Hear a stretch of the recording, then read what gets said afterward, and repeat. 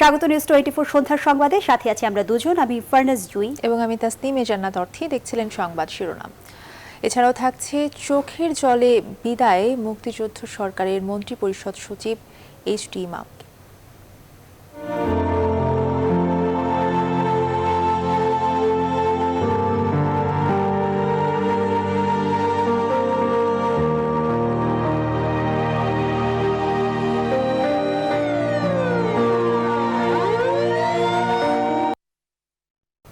এবারে বিস্তারিত। বাংলাদেশকে সাথে নিয়ে জাপান ও অন্যান্য দেশকে সংযুক্ত করে বঙ্গোপসাগর সহ প্রশান্ত মহাসাগরীয় অঞ্চলে কানেক্টিভিটি হাব গড়ে তুলতে চায় ভারত। বৃহস্পতিবার ঢাকায় দ্বিপক্ষীয় বৈঠক শেষে যৌথ ব্রিফিংয়ে এই আগ্রহের কথা বলেন সফররত ভারতের পররাষ্ট্রমন্ত্রী এস জয়শঙ্কর। অপরাধ বন্ধ হলে সীমান্ত হত্যাও বন্ধ হবে, এমন মন্তব্য করেন তিনি। আর তিস্তা ইস্যুতে ভারত তার আগের অবস্থানেই অটল আবারও নিশ্চিত করেন এস জয়শঙ্কর। বিস্তারিত জানাচ্ছেন লাকমিনা জেসমিন সোমা। ৮-৯ ঘন্টার সংক্ষিপ্ত সফরে বৃহস্পতিবার সকালে ঢাকায় আসেন ভারতের পররাষ্ট্রমন্ত্রী এস জয়শঙ্কর। দুপুর 11:30টার কিছু পরে রাষ্ট্রীয় অতিথি ভবন পদ্মায় পররাষ্ট্রমন্ত্রী এ.কে আব্দুল মোমেনের সঙ্গে দ্বিপাক্ষিক বৈঠকে বসেন তিনি। চলতি মাসে স্বাধীনতার সুবর্ণ জয়ন্তী ও দুদেশের কূটনৈতিক সম্পর্কের 50 বছর উদযাপনে ভারতের প্রধানমন্ত্রী নরেন্দ্র মোদীর সফরসূচি চূড়ান্ত করাই ছিল বৈঠকের মূল বিষয়। তবে আলোচনায় বাদ যায়নি দ্বিপাক্ষিক অন্য ইস্যুগুলো। বৈঠক শেষে যৌথ ব্রিফিংয়ে বিস্তারিত তুলে ধরেন দুই দেশের পররাষ্ট্রমন্ত্রী। ফলপ্রসূ আলোচনা হয়েছে জানান পররাষ্ট্রমন্ত্রী A K Abdul Momen. COVID cooperation, connectivity, trade, water, security, border and lines of credit are some of the areas we discussed. প্রশান্ত মহাসাগরীয় অঞ্চলে আধিপত্য বিস্তারে যখন মরিয়া বড় বড় দেশ, তখন ভারতের পররাষ্ট্রমন্ত্রী জানালেন সম্পর্কের 50 বছরে বাংলাদেশ ভারত উভয়ই এখন জোর দিচ্ছে কানেক্টিভিটির উপর। আঞ্চলিক উন্নয়নে বঙ্গোপসাগর সহ পুরো অঞ্চলে কানেক্টিভিটি বৃদ্ধিতে জাপানকেও সাথে নিতে চায় ভারত। যদি আমরা বাংলাদেশ ও ভারতের মধ্যে কানেক্টিভিটি ঠিক রাখতে পারি, তবে এই অঞ্চলের সামগ্রিক ভূ অর্থনীতিতে পরিবর্তন আসবে। এক্ষেত্রে বঙ্গোপসাগর খুব কার্যকর। আমরা দুই পক্ষই বিশ্বাস করি এটি করা সম্ভব। তৃতীয় পক্ষকে এই প্রক্রিয়ায় যুক্ত করার বিষয়েও আমরা আলোচনা করেছি। সম্ভাব্য দেশ হিসেবে জাপানের নাম এসেছে, কারণ ওই দেশের সঙ্গে আমাদের দুই দেশেরই সম্পর্ক যথেষ্ট ভালো। সম্পর্ক উন্নয়নে আমি কানেক্টিভিটিকে বড় লক্ষ্য হিসেবে বিবেচনা করি।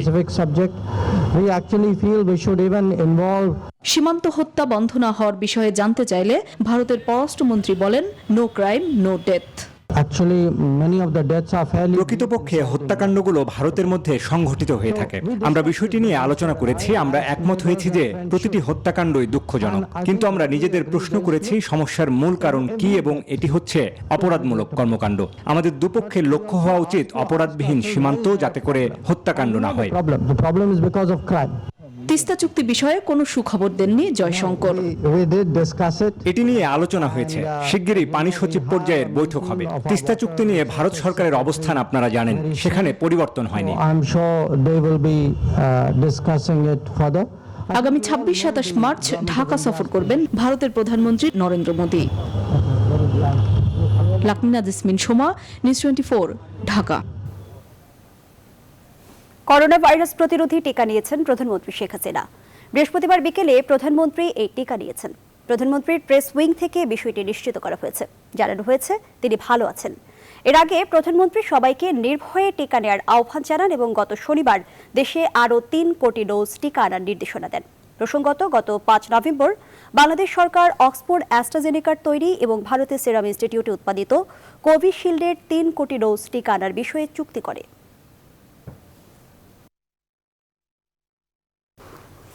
প্রধানমন্ত্রী শেখ হাসিনা বলেছেন, বাংলাদেশের অগ্রগতি কেউ থামিয়ে রাখতে পারবে না। গবেষক এবং বিজ্ঞান শিক্ষার্থীদের ফেলোশিপ প্রদান অনুষ্ঠানে এই কথা বলেন প্রধানমন্ত্রী। প্রধানমন্ত্রী বলেন, শিক্ষার পাশাপাশি গবেষণাকেও সর্বোচ্চ গুরুত্ব দিচ্ছে সরকার। শালি জয় রিপোর্ট। Brain imaging. জ্ঞান বিজ্ঞানে উৎকর্ষতা অর্জনের লক্ষ্যে বিভিন্ন বিশ্ববিদ্যালয় এবং গবেষণা প্রতিষ্ঠানের গবেষক, শিক্ষক, বিজ্ঞানী ও বিজ্ঞান শিক্ষার্থীদের দেয়া হয় বঙ্গবন্ধু বিজ্ঞান ও প্রযুক্তি ফেলোশিপ এবং এনসিটি ফেলোশিপ। করোনা বাস্তবতায় এবছর ভার্চুয়াল প্ল্যাটফর্মে যুক্ত হয়ে ফেলোশিপের অর্থ গবেষকদের হাতে তুলে দেন প্রধানমন্ত্রী শেখ হাসিনা। অনুষ্ঠানে প্রধানমন্ত্রী বলেন, জনগণের অর্থে পরিচালিত গবেষণা যেন জনকল্যাণে লাগে তা গবেষকদের নিশ্চিত করতে হবে।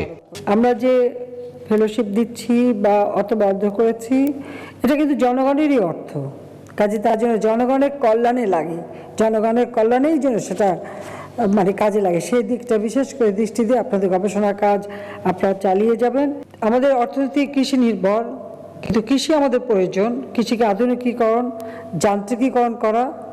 আমাদের জনসংখ্যা বেশি, কৃষি উৎপাদনের জায়গা কম, কিন্তু সেটাকে আমরা ব্যবহার করে আমাদের দেশে কিন্তু খাদ্যের স্বয়ংসম্পূর্ণতা অর্জন করেছি। কাজে সেটা মাথায় রেখেই আমাদেরকে গবেষণা আরও জোর দিতে হবে। আলোচনায় উঠে আসে বৈশ্বিক মহামারী করোনা প্রসঙ্গ। প্রধানমন্ত্রী বলেন, সফলভাবেই করোনা সংক্রমণ মোকাবেলা করেছে বাংলাদেশ। আমরা 2100 সাল ডেল্টা প্ল্যান করে দিয়েছি, কারণ বাংলাদেশ একটা বদ্বীপ।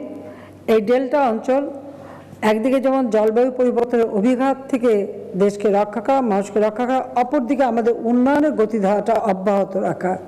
কারণ এই ছোট ভূখণ্ডটাকেই এমনভাবে তৈরি করে দেওয়া যে প্রজন্মের পর প্রজন্ম যেন সুন্দরভাবে বাঁচতে পারে, উন্নত জীবন পায়। কাজে আমি মনে করি যে বাংলাদেশ যে এগিয়ে যাচ্ছে, এই অগ্রযাত্রা কেউ থামাতে পারবে না। আর করোনা ভাইরাস যখন পারে নাই, তখন আর কেউ পারবে না। প্রধানমন্ত্রী জানান, জ্ঞানের নানান ক্ষেত্র চর্চার জন্য সারা দেশে বিজ্ঞান, প্রযুক্তি, কৃষি, চিকিৎসা সহ বিশেষায়িত বিশ্ববিদ্যালয় স্থাপন করা হয়েছে। বিজ্ঞান ও প্রযুক্তি মন্ত্রণালয়ের শাহ আলী জয়, নিউজ 24, ঢাকা। কারাবন্দী লেখক মুশতাক আহমেদের স্বাভাবিক মৃত্যু হয়েছে বলে মনে করছে স্বরাষ্ট্র মন্ত্রণালয়ে গঠিত তদন্ত কমিটি। বৃহস্পতিবার সচিবালয়ে নিজ কার্যালয়ে স্বরাষ্ট্রমন্ত্রী বলেন, মৃত্যুর প্রকৃত কারণ জানতে ময়নাতদন্তের পূর্ণাঙ্গ রিপোর্ট পাওয়া পর্যন্ত অপেক্ষা করতে হবে। অন্যদিকে ডিজিটাল নিরাপত্তা আইন প্রসঙ্গে তথ্যমন্ত্রী বলেন, কারাগারে কারো মৃত্যু হয়েছে, শুধু এর প্রেক্ষিতে কোনো আইন পাল্টে ফেলা সম্ভব নয়। এদিকে কাশিমপুর কারাগার থেকে মুক্তি পেয়েছেন কার্টুনিস্ট কিশোর। বিস্তারিত জানাচ্ছেন সজল দাস। 25 ফেব্রুয়ারি রাতে গাজীপুরের কাশিমপুর হাই সিকিউরিটি কারাগারে মৃত্যু হয় 53 বছর বয়সী লেখক মুশতাকের। এরপর থেকেই বিভিন্ন মহলের প্রশ্ন, কিভাবে হলো তার মৃত্যু। সুরক্ষা সেবা বিভাগের অতিরিক্ত সচিবকে আহ্বায়ক করে গঠিত 5 সদস্যের কমিটি এরই মধ্যে জমা দিয়েছে তদন্ত প্রতিবেদন। বৃহস্পতিবার সচিবালয়ের নিজ কার্যালয়ে গণমাধ্যমের মুখোমুখি স্বরাষ্ট্রমন্ত্রী আসাদুজ্জামান খান। লেখক মুশতাক আহমেদের মৃত্যু প্রসঙ্গে কথা বলেন তিনি। তো চিকিৎসক কারাগারে যারা ছিলেন এবং হাসপাতালে যখন নিয়ে গিয়েছেন, তাদের সবার অভিমত নিয়ে তারা যেই রিপোর্টটি প্রদান করেছেন, সেই রিপোর্টে তো বলছেন এইটা ন্যাচারাল ডেথ হয়েছে। পোস্টমর্টম রিপোর্টের পরে আমরা আরও বিস্তারিত জানতে পারবো। মুশতাকের মৃত্যুর পর থেকেই প্রতিবাদ হচ্ছে রাজধানী সহ দেশের বিভিন্ন স্থানে। জোরালো দাবি উঠেছে ডিজিটাল নিরাপত্তা আইন বাতিলের। এদিন সচিবালয়ে নিজ কার্যালয়ের ডিজিটাল নিরাপত্তা আইনের বাস্তবায়ন ও পরিবর্তন সম্ভাবনা প্রসঙ্গে কথা বলেন তথ্যমন্ত্রী ডক্টর হাসান মাহমুদ। বিভিন্ন দেশ এই আইন প্রণয়ন করেছে এবং এই আইনের বলে সেখানেও শাস্তি হচ্ছে, গ্রেপ্তার হচ্ছে। তবে এই আইনের যাতে অপপ্রয়োগ না হয় সেজন্য আমরা সতর্ক আছি এবং সতর্ক থাকব। কোনো আইনের বলে যদি কেউ গ্রেপ্তার হয় এবং তিনি যদি কারাগারে কোনো কারণে মৃত্যুবরণ করে, তার স্বাভাবিক মৃত্যু হয় বা কোনো কারণে মৃত্যু হয়, তাহলে যদি সেই আইন বাতিল করতে হয়, তাহলে তো বাংলাদেশের সব আইনেই বাতিল করার কথা আসে। এদিকে একই মামলায় উচ্চ আদালত থেকে জামিন পেয়ে কাশিমপুর কারাগার থেকে মুক্তি পেয়েছেন কারাবন্দী কার্টুনিস্ট আহমেদ কবির কিশোর। সজল দাস, নিউজ 24, ঢাকা। লেখক মুশতাক আহমেদের মৃত্যুকে রাষ্ট্রীয় হত্যাকাণ্ড বলে মনে করে বিএনপি। ডিজিটাল সিকিউরিটি অ্যাক্ট বাতিলের দাবিও জানিয়েছে দলটি। এই মুহূর্তে পদত্যাগ করে সরকারের উচিত নিরপেক্ষ নির্বাচনের ব্যবস্থা করা, এই দাবি করেছেন বিএনপি নেতারা। বিস্তারিত রিপোর্টে। গেল দুটি কর্মসূচিতে প্রেস ক্লাবের সামনের এই রাজপথেই পুলিশ এবং বিএনপি নেতাকর্মীদের মধ্যে ধাওয়া পাল্টা ধাওয়া, এমনকি হামলার ঘটনাও ঘটে। জাতীয়তাবাদী যুবদল আয়োজিত এই প্রতিবাদ সমাবেশ ঘিরে নেতাকর্মীদের মাঝে যেমন উত্তেজনা দেখা যায়, পুলিশ সদস্যরাও ঠিক ততটাই সতর্ক অবস্থান নেয়। নির্দেশ দেয়া হয় বেলা 11:30টার মধ্যেই সমাপ্তি টানতে হবে প্রতিবাদ সমাবেশের। লেখক মুশতাক আহমেদের মৃত্যু এবং নোয়াখালীর বসিরহাটে ক্ষমতাসীন দলের দুই গ্রুপের সংঘর্ষে নিহত সাংবাদিক বোরহানুদ্দিন মোজাক্কির হত্যার বিচারের দাবির এই সমাবেশ থেকে দলের নেতারা বলেন, সরকার যেহেতু ভোটে আসেনি, তাদের ক্ষমতায় থাকাটাও তাই বৈধ নয়। স্থানীয় সরকার নির্বাচন থেকে শুরু করে জাতীয় নির্বাচনে ভোট কারচুপি করছে। উপায় নাই, জাতিকে জাগতে হবে। যে মোশতাককে গ্রেফতার করা হলো, সেই মোশতাককে মৃত অবস্থায় পাওয়া গেল। আমার পিন্টুকে গ্রেফতার করা হলো, পিন্টুর লাশ আমাদের আনতে হলো। এই কারণে আমরা এই দেশ স্বাধীন করি নাই। বিএনপি মহাসচিব অভিযোগ করেন, ডিজিটাল অ্যাক্টের মাধ্যমে আটকে রেখে অনেকটা অবহেলাতেই মুশতাক আহমেদের মৃত্যু ঘটানো হয়েছে। এর দায় কর্তৃপক্ষের। ডিজিটাল সিকিউরিটি অ্যাক্টে যতজনকে গ্রেফতার করা হয়েছে তাদের সকলের মুক্তি দাবি করছে। দেশনেত্রী বেগম খালেদা জিয়াকে মিথ্যা মামলা দেওয়ার কারণে আটক করে রেখেছেন, তাকে অবিলম্বে মুক্তি দিন এবং অবিলম্বে পদত্যাগ করে একটি নিরপেক্ষ সরকারের অধীনে নিরপেক্ষ নির্বাচন কমিশনের পরিচালনায় নির্বাচন দিয়ে জনগণের সরকার প্রতিষ্ঠা করতে হবে। দুপুরে নয়াপল্টন কার্যালয়ে সংবাদ সম্মেলনে দলের সিনিয়র যুগ্ম মহাসচিব রুহুল কবির রিজভী অভিযোগ করেন, সমাবেশ শেষ হলে সেখান থেকে ঢাকা মহানগর দক্ষিণ যুব দলের সভাপতি রফিকুল আলম মজনু সহ অন্তত ২০ জন নেতাকর্মীকে আটক করা হয়েছে। তৌহিদ শান্ত, নিউজ 24, ঢাকা। চট্টগ্রাম কারাগার এক হাজতিকে বৈদ্যুতিক শক ও বিষাক্ত ইনজেকশন দিয়ে হত্যা চেষ্টার মামলা তদন্তে পিবিআইকে নির্দেশ দিয়েছেন আদালত। হাজতের স্ত্রী ঝর্ণারানী দেবনাথের আবেদনের প্রেক্ষিতে দুপুরে চট্টগ্রাম মহানগর দায়রা জজ শেখ আশফাকুর রহমান এ আদেশ দেন। 25 ফেব্রুয়ারি রাতে চট্টগ্রাম কেন্দ্রীয় কারাগারে রূপন কান্তি নাথ নামে এক হাজতিকে বৈদ্যুতিক শক ও বিষাক্ত ইনজেকশন দিয়ে হত্যা চেষ্টা করার অভিযোগ তোলে পরিবার। পরে জেল সুপার, জেলার চিকিৎসক সহ 4 জনের বিরুদ্ধে মামলা করেন রূপমের স্ত্রী ঝর্ণা। এদিকে প্রতারণা মামলা থেকে মঙ্গলবার জামিন পেলেও চট্টগ্রাম মেডিকেলে মৃত্যুর সাথে পাঞ্জা লড়ছে হাজতি রূপম কান্তি নাথ। তার শরীরের বিভিন্ন স্থানে আঘাতের চিহ্ন থাকলেও কারা কর্তৃপক্ষ তা অস্বীকার করছে। আদালত তদন্তের জন্য নির্দেশ প্রদান করছে। এখন আদালতের দায়িত্ব হচ্ছে যে পিবিআর কাছে এই জিনিসটা, এই আদেশ পৌঁছানো, এবং পিবিআর দায়িত্ব হচ্ছে যে আইন অনুযায়ী 24 ঘন্টার মধ্যে আদালতকে অবহিত করা যে পরিস্থিতি ঘটনাটা কি। সেকশন 5 অনুসারে নির্যাতন, নিষ্ঠুরতা, অমানবিক, লাঞ্ছনা এবং লাঞ্ছনা করার জন্য ব্যবহারের দণ্ড নিষিদ্ধ করার একটি বিধান আছে। তো এই আইনটি যখন করা হয়েছিল, সংবিধানের ওই বিষয়টিকে, ওই আর্টিকেলসটিকে এখানে নেওয়া হয়েছে। নতুন ধরনের মাদক আইসের সবচেয়ে বড় চালান আটক করেছে মাদকদ্রব্য নিয়ন্ত্রণ অধিদপ্তর। গ্রিন টির প্যাকেটে জব্দ করা 2 কেজি আইস বা ক্রিস্টাল মেথের বাজার মূল্য প্রায় 10 কোটি টাকা। সংবাদ সম্মেলনে অধিদপ্তরের মহাপরিচালক জানান, থাইল্যান্ড থেকে মিয়ানমার হয়ে ভয়ঙ্কর মাদক বাংলাদেশে ঢুকেছে। আইস নামের এই নতুন মাদক ইয়াবার চেয়েও 100 গুণ বেশি শক্তিশালী এবং ক্ষতিকর। বিস্তারিত আশিকুর রহমান শ্রাবণের প্রতিবেদনে। আইস বা ক্রিস্টাল মেথ পশ্চিমা বিশ্ব থেকে শুরু করে এশিয়ার সিঙ্গাপুর ও থাইল্যান্ডে জনপ্রিয় মাদক। গবেষণা তথ্য বলছে ইয়াবার চেয়েও এই মাদক 100 গুণ ক্ষতিকর। 2019 সালে বাংলাদেশে প্রথমবার এই আইস বা ক্রিস্টাল মেথ ধরা পড়ে, গ্রেপ্তারও হয় একজন। 2 বছর পর কক্সবাজারের টেকনাফে আইসের এ যাবৎকালের সবচেয়ে বড় চালান আটক করেছে মাদকদ্রব্য নিয়ন্ত্রণ অধিদপ্তর। রোহিঙ্গা ক্যাম্প সংলগ্ন জাদিমুড়া এলাকা থেকে আব্দুল্লাহকে আইস সহ গ্রেপ্তার করা হয়। এ নিয়ে মাদকদ্রব্য নিয়ন্ত্রণ অধিদপ্তরের এই সংবাদ সম্মেলন। 2 কেজি পরিমাণ মেথামফেটামিন, যেটাকে আইস বলা হয়, এই ধরনের সবচেয়ে বড় আমাদের চালান, সেটা আটক করা হয়েছে। থাইল্যান্ড থেকে আসা আইস মিয়ানমার হয়ে প্রবেশ করে বাংলাদেশে। মহাপরিচালক জানান, ক্রিস্টাল মেথকে মূলত উচ্চবিত্তের মাদক হিসেবে চিহ্নিত করা হয়। দেশের বিস্তারে যারা চেষ্টা করছে তাদের বিষয়ে সর্বোচ্চ সতর্ক আছে অধিদপ্তর। থাইল্যান্ডে মিয়ানমার হয়ে এটা বাংলাদেশে ঢুকেছে। এখন কোথায় যাচ্ছে এটা এখনো তদন্ত বেরিয়ে আসেনি। প্রাসঙ্গিকভাবে সংবাদ সম্মেলনে মাদকাসক্তি নিরাময় কেন্দ্রের পরিবেশ ও দুর্ঘটনা নিয়ে প্রশ্ন ওঠে। তাই অভিযান চালাচ্ছি, কেউ যদি করে থাকে তারা অন্যায় করে আমাদের গোচরে আসলে আমরা এটা বন্ধ করে দিয়ে দিই। আমরা উদ্বিগ্ন, আমরা আশা করি সেটা হয় নাই। যদি হয়ে থাকে এটা তদন্তের বিষয়ে আমরা একটা ব্যবস্থা নেব। মহাপরিচালক আরও জানান, মাদক চোরা কারবারি সশস্ত্র প্রতিপক্ষের বিরুদ্ধে লড়াইয়ে মাদকদ্রব্য নিয়ন্ত্রণ অধিদপ্তরকে অস্ত্র দেওয়ার বিষয়ে নীতি নির্ধারণী পর্যায়ে আলোচনা হচ্ছে। অস্ত্র দেওয়ার বিষয়ে আশিকুর রহমান শ্রাবণ, নিউজ 24, ঢাকা। গ্যাস্ট্রিক থেকে মুক্তি পেতে আপনি যে সেক্লো নামের ওষুধ খান, তাকে আসল ব্র্যান্ডের কিংবা একই রোগের অ্যান্টাসিড সিরাপ ভেজাল নয় তো? বাজারে এমন চাহিদার সম্পূর্ণ বেশ কিছু ওষুধ নকল করে কোটি টাকা হাতিয়ে দিচ্ছে বিশেষ চক্র। সেই সাথে আছে ইউনানি ওষুধের লাইসেন্স নিয়ে এলোপ্যাথি ওষুধ বানানোর হিড়িকো। মেশানো হচ্ছে রং এবং ঘন চিনি। এসব ওষুধই ছড়াচ্ছে অলিগলি কিংবা প্রত্যন্ত অঞ্চলের ফার্মেসিগুলোতে, যা স্বাস্থ্য ঝুঁকি বাড়াচ্ছে ভোক্তাদের। সেলিম খানের ছবিতে চিকিৎসা খাতে অসঙ্গতি নিয়ে ধারাবাহিক রিপোর্টের দ্বিতীয় পর্বে এই অনুসন্ধান ফখরুল ইসলামের। ওষুধ জীবন রক্ষা করে, মানুষকে মুক্তি দেয় অসুস্থতা থেকে।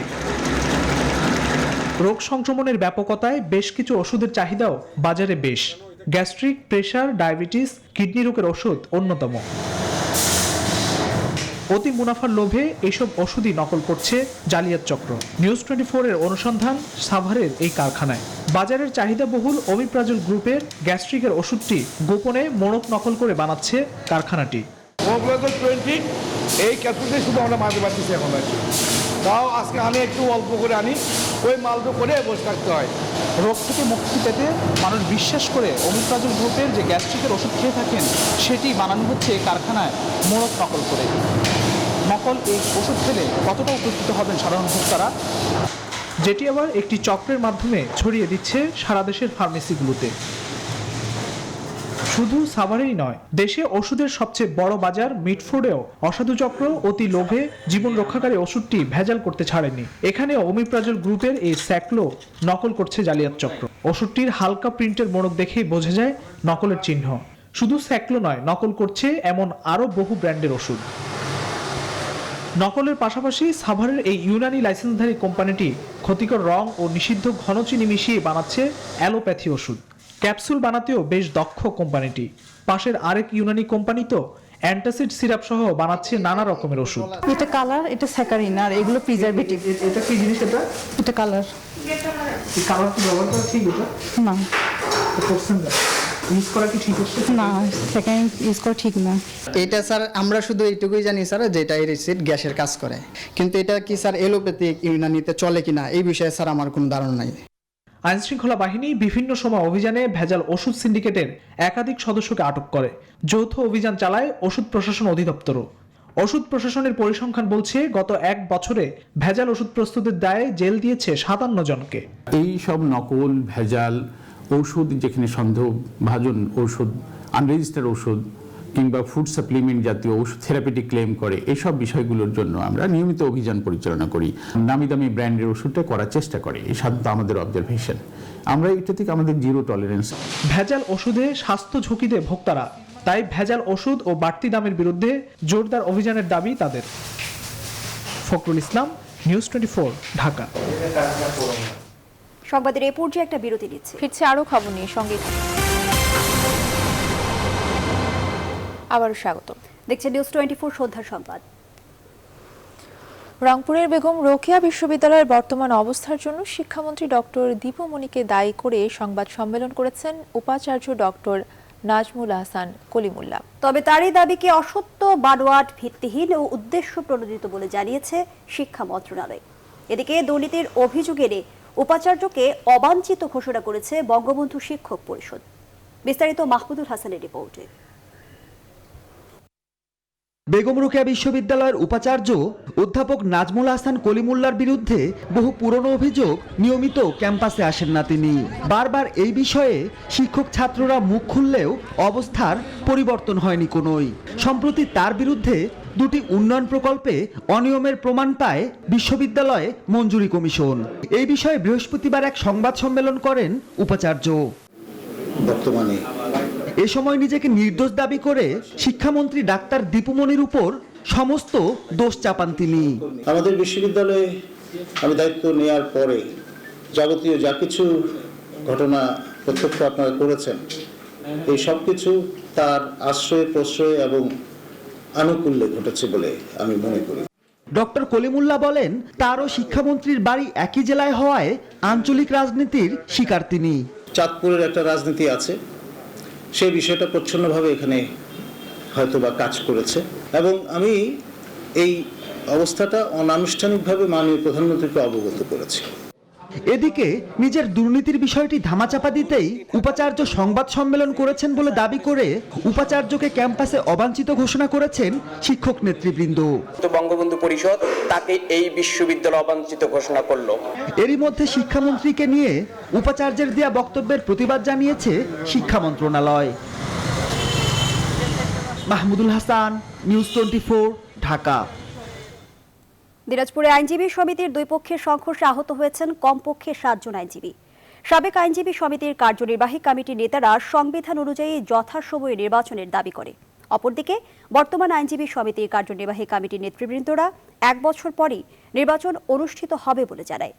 এ নিয়ে বৃহস্পতিবার সকাল থেকে আদালত চত্বরে আইনজীবী সমিতির সামনে সংবিধান সংরক্ষণ কমিটির ব্যানারে অবস্থান ও প্রতীকী অনশন কর্মসূচি আয়োজন করেন সাবেক আইনজীবী সমিতির কার্যনির্বাহী কমিটির নেতৃবৃন্দরা। পরে দুপুরে আইনজীবী সমিতির কনফারেন্স রুমে বর্তমান ও সাবেক দুই পক্ষের নেতৃবৃন্দের মধ্যে কথা কাটাকাটির এক পর্যায়ে সংঘর্ষ বাধে। এ সময় দুপক্ষের 7 জন আইনজীবী আহত হয়।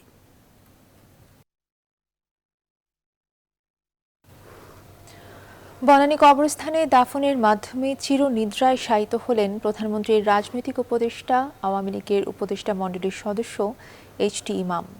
এর আগে নিজ জেলা সিরাজগঞ্জ এবং ঢাকায় মরহুমের জন্য 2 দফা নামাজে জানাজা অনুষ্ঠিত হয়। শালি জয় রিপোর্ট। প্রধানমন্ত্রীর উপদেষ্টা এইচ.টি. ইমামের মরদেহ যখন নিয়ে আসা হয় কেন্দ্রীয় শহীদ মিনার প্রাঙ্গণে শ্রদ্ধা জানাতে, সেখানে জড়ো হন সহকর্মী, ভক্ত আর অনুরাগীরা। তৈরি হয় শোক বিহ্বল পরিবেশের। রাষ্ট্রপতি মোহাম্মদ আব্দুল হামিদ এবং প্রধানমন্ত্রী শেখ হাসিনার পক্ষে তাদের সামরিক সচিববৃন্দ শ্রদ্ধা জানান তার মরদেহে। নিজ দল আওয়ামী লীগের সাধারণ সম্পাদক ওবায়দুল কাদেরের নেতৃত্বে শ্রদ্ধা জানান দলটির কেন্দ্রীয় নেতারা। মেধা শ্রম দিয়ে তিনি সরকারকে যেমন সমর্থন করেছেন, তেমনি করে তিনি দেশের অনেক কাজ করেছেন। জনতার মঞ্চ তৈরিতে তিনি ছিলেন নেপথ্য কারিগর। অবাক হয়ে দেখেছি এই বয়সে তিনি কিভাবে নিয়মানুবর্তিতার মাধ্যমে একটা আইন শৃঙ্খলার মাধ্যমে প্রত্যেকটি কাজ দক্ষতার সাথে সম্পাদন করতে। শ্রদ্ধা জানাতে আসা মানুষটা বলেন, শুধু আওয়ামী লীগ বা সরকার নয়, এইচ.টি. ইমামের মৃত্যুতে বাংলাদেশ হারালো তার যোগ্য এক সন্তানকে। উনি আমাদের অবশ্যই একজন থিঙ্ক ট্যাঙ্কারের মধ্যে একজন ছিলেন, নীতি নির্ধারণীতে অসাধারণ ভূমিকা রেখেছেন। বাংলাদেশ রাষ্ট্র গঠনে জাতির পিতা বঙ্গবন্ধু শেখ মুজিবের নেতৃত্বে তার আস্থাভাজন হয়ে, তার স্নেহভাজন হয়ে তিনি দেশ এবং জাতি গঠনে অসামান্য অবদান রেখেছেন। প্রধানমন্ত্রীর প্রতি আমি আমার পক্ষ থেকে এবং আমার পরিবারের পক্ষ থেকে আন্তরিকভাবে কৃতজ্ঞতা জানাতে চাই। তিনি যেভাবে আমার বাবাকে শ্রদ্ধা করেছেন, সম্মানিত করেছেন, মূল্যায়ন করেছেন, এটি কিন্তু বিরল। এর আগে নিজ এলাকা সিরাজগঞ্জের উল্লাপাড়ায় এইচ.টি. ইমামের প্রথম নামাজে জানাজায় অংশ নেয় স্থানীয় সর্বস্তরের মানুষ। বাদ আসর গুলশানে দ্বিতীয় নামাজে জানাজা শেষে রাষ্ট্রীয় মর্যাদায় বনানী কবরস্থানে দাফন করা হয় এইচ.টি. ইমামকে। শাহ আলী জয়, নিউজ 24, ঢাকা। সংবাদের সময় হলো আরো একটি বিরতি। সাথে বিরতির পর আবারও স্বাগত। দেখছেন সন্ধ্যা 7টার সংবাদ। পুরান ঢাকার সাতরাউজা এলাকায় নুরুজ্জামান কসমেটিক্স নামে নকল প্রসাধনী তৈরির কারখানার সন্ধান পেয়েছে র্যাব। নকল প্রসাধনী সামগ্রী তৈরি ও সরবরাহের অভিযোগে বাড়ির মালিক সহ 2 জনকে 6 লাখ টাকা জরিমানা করেছে র্যাবের ভ্রাম্যমাণ আদালত। বৃহস্পতিবার পুরান ঢাকার সাতরাউজা এলাকার একটি বাড়িতে এমন নকল তেল তৈরির কারখানার খোঁজ পায় র্যাব। দীর্ঘদিন ধরে বাসাটির 3য় তলায় প্রস্তুত হতো নকল প্যারাশুট, কুমারিকা, মেরিল সহ বিভিন্ন নামি দামি ব্র্যান্ডের তেল। আর এসব চলত খোদ বাড়িওয়ালার তত্ত্বাবধানেই। এ ঘটনায় কারখানার মূল মালিক নুরুজ্জামান পালিয়ে গেলেও গ্রেপ্তার করা হয়েছে 3 জনকে। করা হয়েছে আর্থিক জরিমানা। জব্দ করা হয়েছে প্রায় 30 লাখ টাকার মালামাল। অভিযান শেষে কারখানাটি সিলগালা করে দেয় র্যাব। এসব নকল প্রসাধনীর দৌরাত্ম্য বন্ধে নিয়মিত অভিযান চালানোর কথা জানিয়েছে প্রশাসন। প্রসাধনী এগুলো উৎপাদন করে যাতে ভোক্তারা যাতে বঞ্চিত না হয়, সাথে সাথে আমাদের সরকার যাতে রাজস্ব না হারায়, সেই পরিপ্রেক্ষিতে আমাদের আজকের অভিযান এবং এটা অব্যাহত থাকবে। জরিমানা করা হলো, জরিমানা যদি উনি না দিতে পারেন তাহলে ডেফিনেটলি তিনি আমাদের যে আইন আছে 3 মাসের কোনো বিরাশ্রম কারাদণ্ড প্রদান করা হচ্ছে। 2 মাস 15 দিনের মধ্যে বেসিক ব্যাংকের 4,000 কোটি টাকা ঋণ জালিয়াতির ঘটনায় দায়ের হওয়া 21 মামলার তদন্ত শেষ করার নির্দেশ দিয়েছেন হাইকোর্ট। সার্ভেয়ার ইকবাল হোসেন ভূঁইয়ার জামিন আবেদন শুনানি নিয়ে বৃহস্পতিবার হাইকোর্টের বিচারপতি মোহাম্মদ নজরুল ইসলাম তালুকদার ও বিচারপতি মহিউদ্দিন শামীমের ভার্চুয়াল বেঞ্চ এই আদেশ দেন। মামলা দায়েরের 5.5 বছর পেরিয়ে গেলেও এখনও চার্জশিট দাখিল করেনি দুদক, তাই আদালত এই আদেশ দিয়েছেন বলে জানান আসামি পক্ষের আইনজীবী মমতাজ মৌ। 196 কোটি টাকা ঋণ জালিয়াতির অভিযোগে কারাগারে রয়েছেন তিনি। দীর্ঘ শুনানি শেষে আজকে আদালত রায় দিয়েছে যে 2.5 মাসের মধ্যে তদন্ত শেষ করে চার্জশিট দাখিল করার জন্য, কারণ এই মামলাটা 5.5 বছর আগে ফাইল হয়েছে কিন্তু এখনো পর্যন্ত তদন্ত রিপোর্ট দাখিল হয়নি আদালতে। তো আদালত নির্দেশ দিয়েছে যে 2.5 মাসের মধ্যে তদন্ত শেষ করে চার্জশিট দাখিল করার জন্য। 2 মাস 15 দিনের মধ্যে যদি আমরা চার্জশিট দিতে না পারি তাহলে এটা ওনাদেরকে যেন জামিন কনসিডার করে বিচারিক আদালতকে সেই ধরনের নির্দেশনা দিয়েছে। তা আশা করছি চার্জশিট অচিরেই দাখিল হবে এবং আপনারা যাদের নাম চাচ্ছেন বাজারে আসছে হয়তো তাদেরও থাকবে। হাউজিং অ্যান্ড বিল্ডিং রিসার্চ ইনস্টিটিউটের মহাপরিচালক প্রকৌশলী আশরাফুল আলম ও তার স্ত্রীকে নিয়ে দৈনিক ইনকিলাবে প্রকাশিত খবরের বিষয়ে জানতে চেয়েছেন হাইকোর্ট। দুর্নীতি দমন কমিশনের কাছে এর ব্যাখ্যা জানতে চেয়েছেন আদালত। 20 কোটিতে প্রকৌশলী আশরাফুলের দায়মুক্তি, দুর্নীতি দমনে দুদক স্টাইল শীর্ষক শিরোনামে দৈনিক ইনকিলাবে প্রকাশিত সংবাদ আমলে নিয়ে বৃহস্পতিবার হাইকোর্টে বিচারপতি মোহাম্মদ নজরুল ইসলাম তালুকদার ও বিচারপতি মহিউদ্দিন শামীমের ভার্চুয়াল বেঞ্চ মৌখিকভাবে এ আদেশ দেন। ওই খবরে বলা হয়, দুর্নীতির মাধ্যমে অবৈধ সম্পদ অর্জনের অভিযোগ থেকে অব্যাহতি দেওয়া হচ্ছে হাউজিং অ্যান্ড বিল্ডিং রিসার্চ ইনস্টিটিউটের মহাপরিচালক প্রকৌশলী আশরাফুল আলম ও তার স্ত্রীকে। দুর্নীতি দমন কমিশনের পেছনে এ বাবদ তার খরচ হয়েছে 20 কোটি টাকার বেশি, এমন সংবাদ প্রকাশ করা হয়। বৃহস্পতিবার পত্রিকা দেখিয়ে এই মৌখিক নির্দেশনা দেন আদালত। আশরাফুল আলম নামে একটা খবর আসছে, খবরটি করেছেন সাইদ আহমদ ইনকিলাব পত্রিকায় 2 মার্চ। সেই খবরটার প্রতি আদালত দৃষ্টি আকর্ষণ করেছে, এই যে আশরাফুলকে টাকা পয়সার বিনিময়ে অব্যাহতি দেওয়া হয়েছে। বিষয়টি কি হাইকোর্ট জানতে চেয়েছেন। এবারে ফার্স্ট সিকিউরিটি ইসলামী ব্যাংক অর্থ বাণিজ্য সংবাদ।